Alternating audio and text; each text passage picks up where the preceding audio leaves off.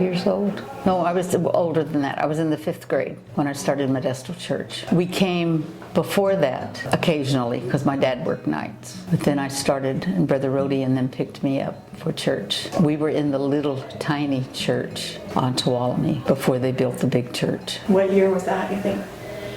I have no idea.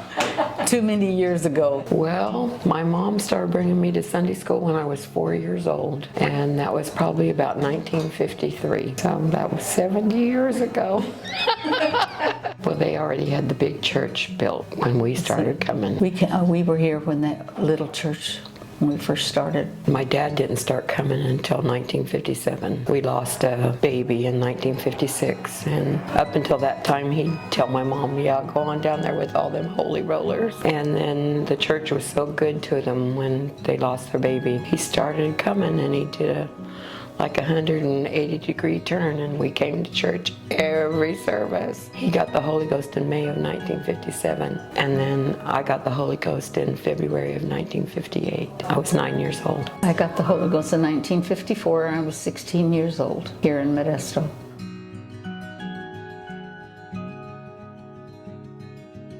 He baptized me when I got the Holy Ghost in February, and it was freezing cold, and the water wasn't heated. No, the water wasn't heated. And he had a radio program on Sundays at 1 o'clock with KTRB. Some of the youth would go out there and sing, and then he would preach for like 15 minutes. I went all the time because he picked me up for church, so, you know, you go along every week.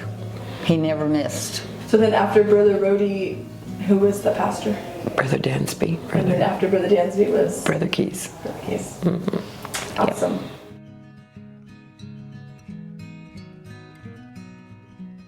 Yep. We had Sunday school first.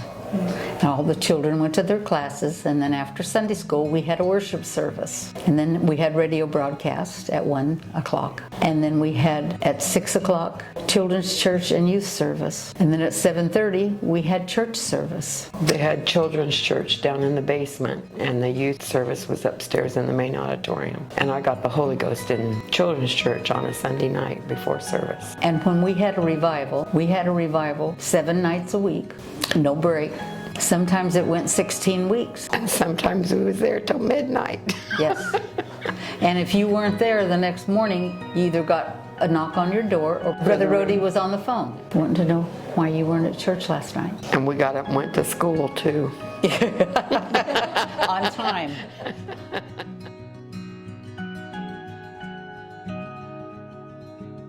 We had great church. Yeah. Sometimes we didn't even have preaching because the Spirit of God would move, and it was prayer and shouting. Old-fashioned songs.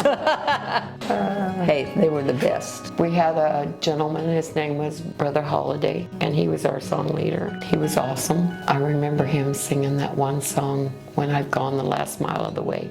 I will rest at the close of the day.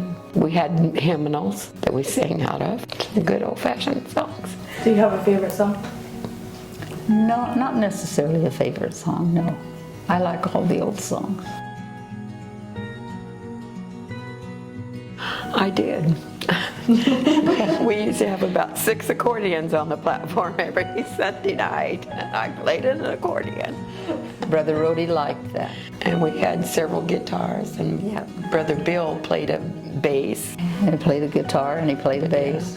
And he could play the piano, and he could play the organ, and he could play anything he picked up. It was awesome.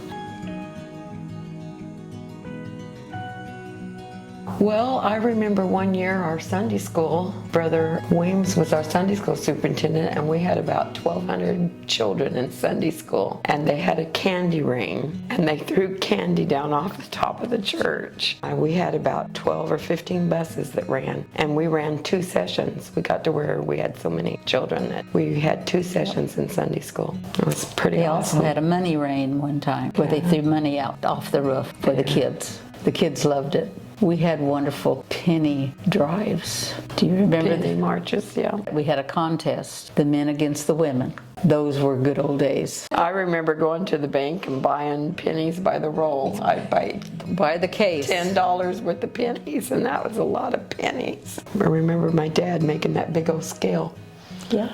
Had a big old, like a 10-gallon barrel or something on each Had side. a barrel on each end. And it was the men against the women. Yep.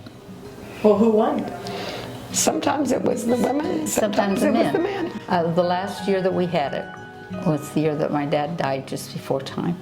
And I had found his collection. And so I told Brother Keys, I found Dad's penny collection. I'm going to put it in. He said, no, give it to me. And he said, I'm going to put in just like he would. So at the end of it, when everybody was finished, he said, I have Brother Haney's money, pennies, and I'm going to put it in just like he would have put it in. He put half in the men's and half in the women's.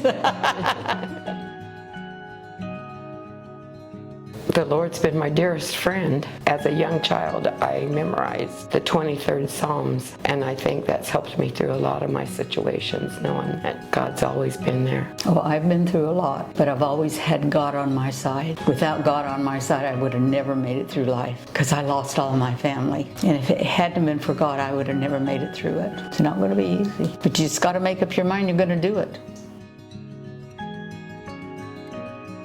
Just stay close to God. Put Him first. You put Him first, He'll take care of you.